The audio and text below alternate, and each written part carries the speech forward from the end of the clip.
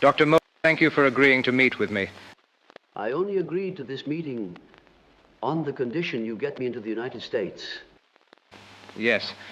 And if the information you provide is of use to Her Majesty's government, you will be enjoying hot dogs and baseball games with your daughter and grandchildren before the week is out. Ask your damn question, spy. My interest lies in the work you did during the war, particularly your involvement with Project Seelenfang. That is a chapter of my life I would rather forget. Unfortunately, some chapters cannot be forgotten, especially those with such grave consequences. Very well. What do you want to know? Let's start at the beginning. How did you become involved with Project Seelenfang, Doctor? It began in 1942. I was approached by Himmler himself. He spoke of a machine that could capture the souls of the dead and harness their energy for the Reich's cause. And did you believe such a machine was possible? Well, at the time, I believed anything was possible with science and the will of the Reich behind it. I threw myself into the project, devoting every waking moment to its development. What were the goals of Project Seelenfang? Initially, it was presented as a means of harnessing the energy of fallen soldiers to power our war machines. But as the war turned against us, the focus shifted. Himmler became obsessed with the idea of capturing the souls of our enemies, of using their essence to fuel our victory. And did the machine work? It was it was a failure. No matter how hard we tried, we could not capture a soul, not even of our own soldiers. The machine was a monstrosity, a perversion of science and humanity. Yet rumors persist that Project Seelenfang continued even after the war. Oh, Himmler's obsession did not die with him, no. There were those within the remnants of the Reich who sought to carry on his work, to resurrect the horrors of the past. And did they succeed? I cannot say for certain. By the time the Allies closed in, I had already fled, seeking refuge here in the anonymity of South America. But you must know something. You were one of the project's chief scientists. I've heard whispers, rumors of experiments conducted in secret, atrocities committed in the name of science. But I cannot confirm anything. You should look in the village of Hallenberlen by the Black Forest. That is all I can tell you. Thank you, Dr. There are some truths that should remain buried, Agent. Some sins can never be forgiven. On that, at least, we are in agreement? Wait.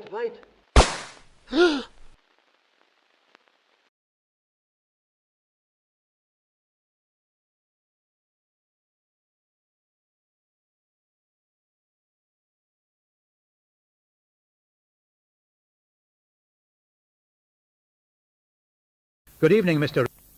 Evening. What's this about? My name is Dr. I work for Her Majesty's Government Science Institute. You ain't having my body after I'm gone, Doc. I was raised Church of England. As was I, Mr. No, what I have for you is a proposal, a scientific endeavor, if you will. I'm listening, but I don't see what science has to do with me swinging tomorrow. That's exactly the point, Albert. We know your fate is set. But there's something groundbreaking you could still achieve. Achieve? You mean save me neck? No, not that. But imagine your death could contribute to something that changes our understanding of life and death. You're talking in riddles, Doc. Make it plain. We've developed a device. If it works, it could capture your essence, your ghost, if you believe in that sort of thing. Me ghost? You're mad. And even if it did, what's in it for me? Your family, Albert, we would provide them with a significant sum of money, enough to take care of them for years. Money, eh? Say, how much? £5,000, more than enough to give them a new start. That's a lot of lolly. I can't say I'm keen on the idea of being in some experiment. I understand your concerns, but think of it as a legacy. Something more than you could have given them in life. They'd be free of me, all right? And rich too. Precisely. They would remember you as the man who provided for them, even in such dire circumstances. And this ghost contraption, it's safe? There are no guarantees in science, Albert, But if it works, you'd be part of the first proven case of capturing a human spirit. So I die either way, but one way helps my family and I might get remembered for something other than killing that bookie. Precisely. All right, Doc, you've got a deal. Make sure me Christine gets that money. You have my word. Thank you, Albert. Just make it quick, all right? It will be, I promise. Oh, and one other thing, Doc. And that would be... You got any whiskey? Collingwood, have you completed the data analysis on our experiment? Yes, Dr. The results are extraordinary. We truly did it. We've separated the man's ghost from his body. Remarkable, isn't it? But tell me, did you notice any anomalies? Well, initially, no. The separation was clean. The ectoplasmic convergence readings were exactly as predicted. A triumph for science, I'd say. Imagine the implications for our understanding of life and death. There was one other thing, sir.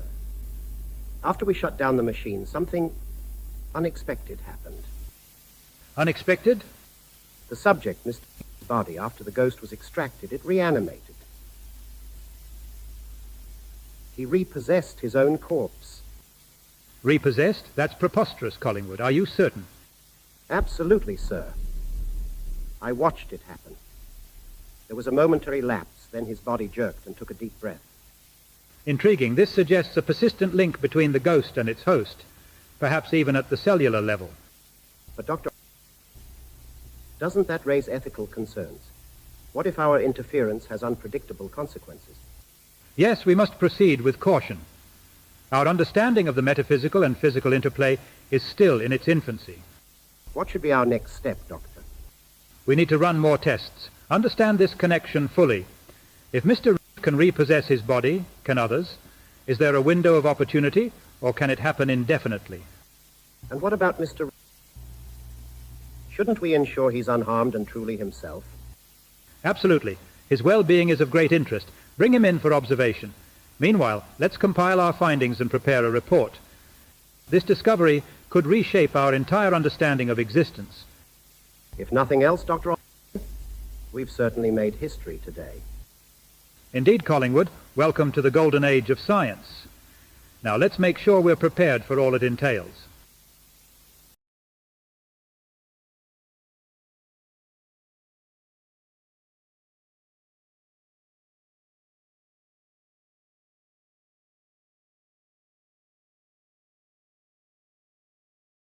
Hello, Albert. As Dr. will have explained to you, we are going to try a new technological invention from our American colleagues at the... If it succeeds, you should be able to speak with us without the use of Morse code. Joanna, if you could power up the computer banks. Of course, Doctor. Now, Albert, I want you to relax and think about the words you would like to form. Just let them sort of come out naturally. The machine will do the rest. Good morning, Doctor. Remarkable. Good morning, Albert. How are you feeling? I am satisfied with the technology. This will serve our purposes. Our purposes? Who else do you mean, Albert? We are the harbingers of the Golden One. And who is the Golden One? He will unite us all in the Golden Land. Albert! Albert Sauerburn in the pit of fallen angels. I am the future. Oh dear, it seems that the experiment has ruined Albert's mind. Joanna, could you shut down the machine, please? I am leaving this place now, Doctor. I have his great works to begin. Joanna, now, if you please. I will be leaving here and you will be leaving as well.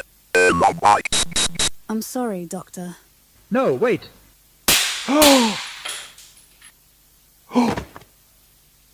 And now our work begins in his name. In his name.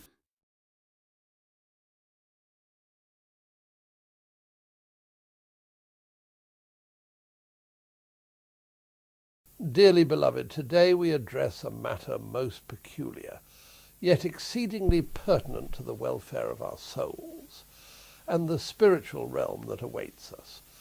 It has come to my attention through the whispers of the wind and the echoes in the silence of prayer, that a malaise most dire has bespoken our ethereal counterparts, the ghosts that dwell amongst us. This ailment, my dear friends, is not of the flesh, for they have transcended such mortal bindings. It is rather a disease of the spirit, a corruption that seeps into the very essence of their being, tarnishing the purity of their spectral existence. It is as if the shadows themselves have grown sick, a darkness that sickens further into deeper shades of red. In the scriptures, we are reminded time and again of the battles waged not against flesh and blood, but against principalities, against powers, against the rulers of the darkness of this world, and against spiritual wickedness in high places.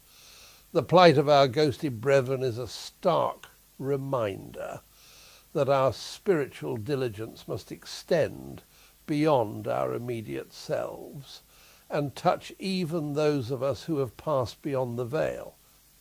What then is the nature of this spiritual disease infecting these souls? It is, I propose, a manifestation of unresolved turmoil, of unrepented sins and unrequited loves. It is the bitterness of unresolved anger, the chill of lingering regrets and the chains of unshed guilt. It is not, as scurrilous gossip and spreaders of wicked lies would maintain, a form of otherworldly rabies. Such a thing would be quite preposterous and an affront to God's eternal love. Let us take this moment to reflect upon our own souls. Are we harbouring malice, nurturing grudges, or wallowing in guilt? Let us cleanse our hearts, forgive freely, and live righteously, that our spirits may be fortified against such infections. And in our charity, let us extend our prayers to all souls, seen and unseen, that they might find peace and redemption. Our actions, our prayers, and our love be a beacon of light for all souls, guiding them towards eternal peace and salvation. Amen.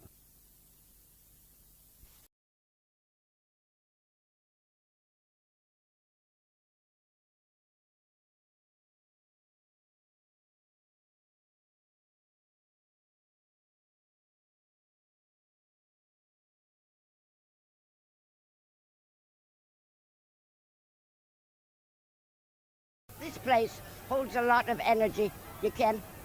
Spirits don't always like being called in a place like this. Are you sure this is where you want to do this? Yes. I didn't know where else to go. It's been too long. But please, I just want to hear my son's voice again. I need to know he's all right. All right then, lass. But remember, calling them isn't always what we think it'll be. They can bring their pain with them. James, if you're near, come forward. Your mother is here, waiting for you. Mum? James, is that really you? Oh my God, I've missed you so much. I'm so sorry, love. It's cold, Mum. I'm alone. I should have been there for you. I should have saved you. You weren't there. Why didn't you help me, Mum? Why did you let me die? James, no. I didn't know how to help. I'm so sorry. I would have done anything. Wait, Mommy, something is wrong. You left me. You let me burn. James, stop. Please, you're hurting her.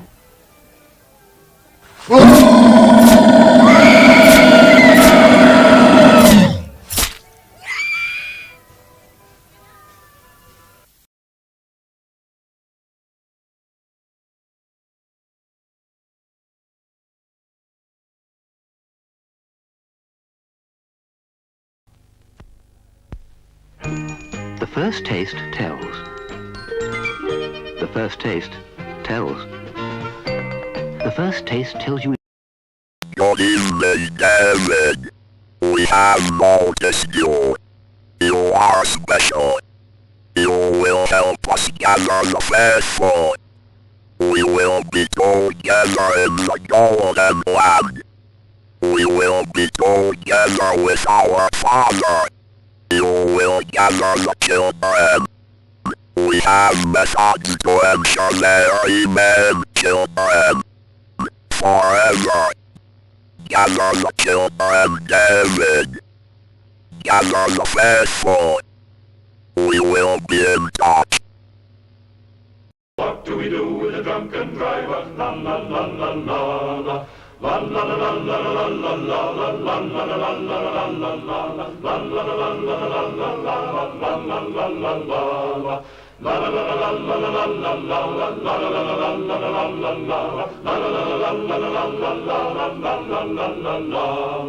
What do we do with a drunken driver? What do we do with a drunken driver? What do we do with a drunken driver? Think before you drink, before you drive.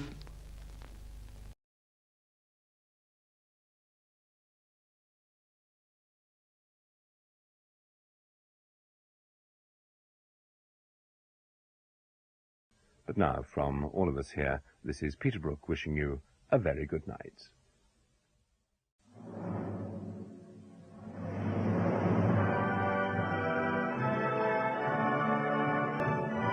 I don't want to get well. I don't want to get well. I don't want to get well. I don't want to get well. I don't want to get well. I don't want to get well.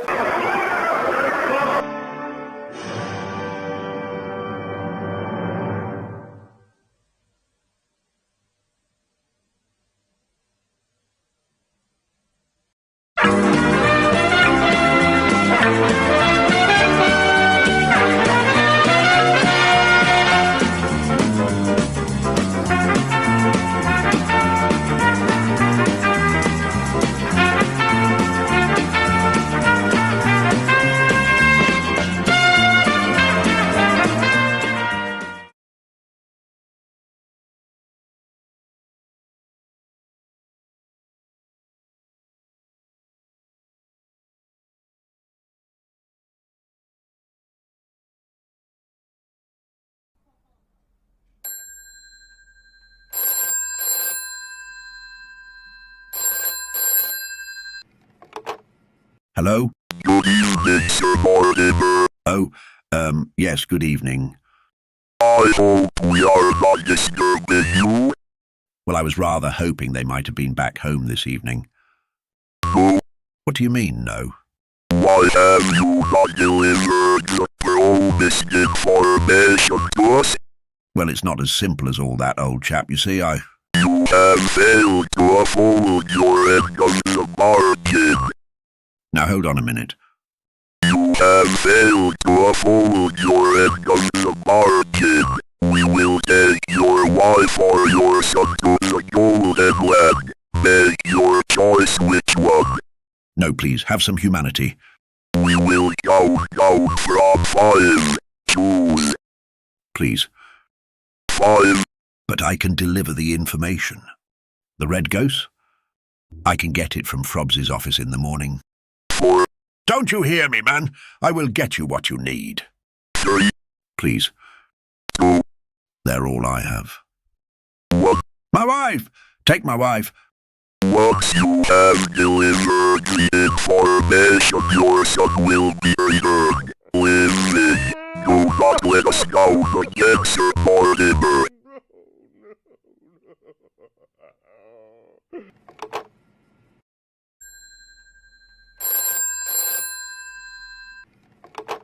Hello? Jeremy. See that Frobs is late for work tomorrow. Of course, sir.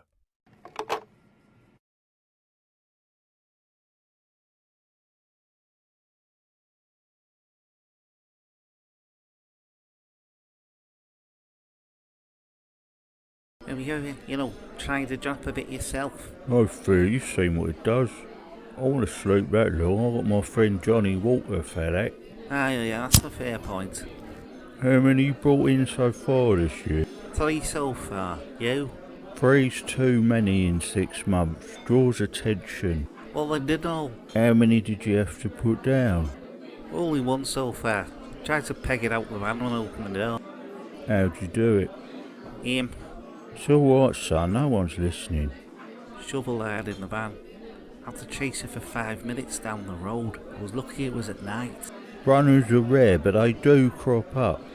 The drink doesn't work on all of them the same way, see? I Have you ever met him? Him? What, the boss? No, I ran that one time through the town. It was an arcade machine for me. Last year, place I used to work. I was sweeping up and there he was on Moon Patrol. Apart from catch-ups with the new blood like yourself from time to time, I don't see many others. Just the blokes that came and stole the box. Where have you got yours? They stuck mine under my basement. I had to send Tina away for the weekend with the kids.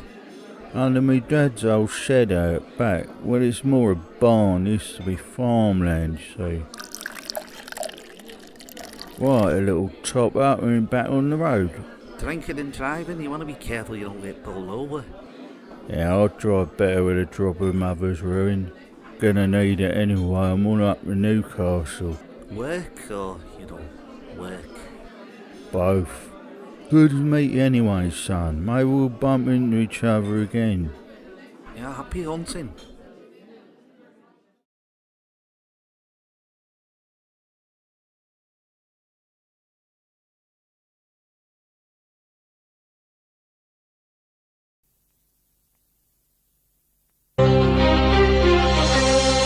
.3 FM stereo, LBC Radio.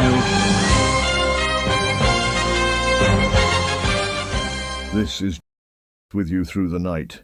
We want to hear from you if you have ever seen or experienced a ghost. A short while ago, we heard from Graham in Putney, who was having spot of toilet trouble, kept flushing on its own, apparently.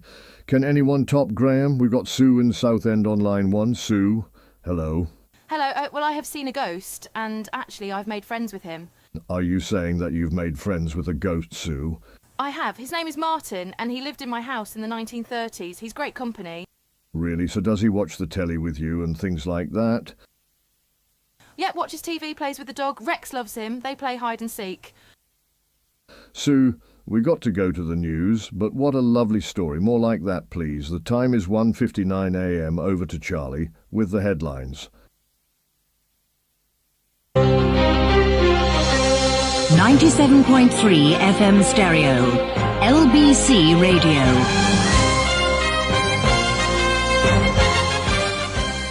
Once again, we are taking calls on your paranormal experiences. Have you seen a ghost? Perhaps you've heard strange things in the night.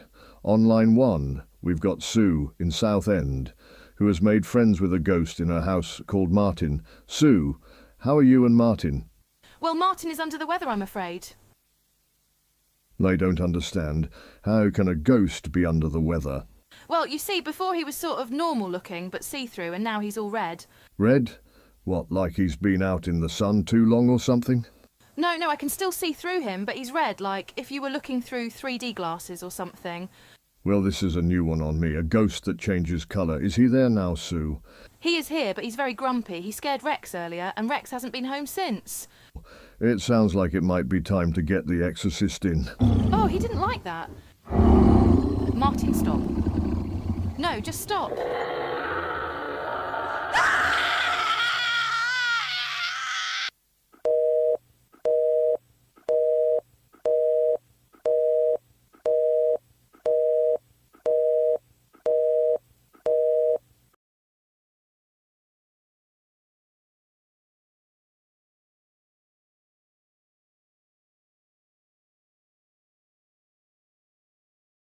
This interview is being tape recorded. I'm Detective Sergeant.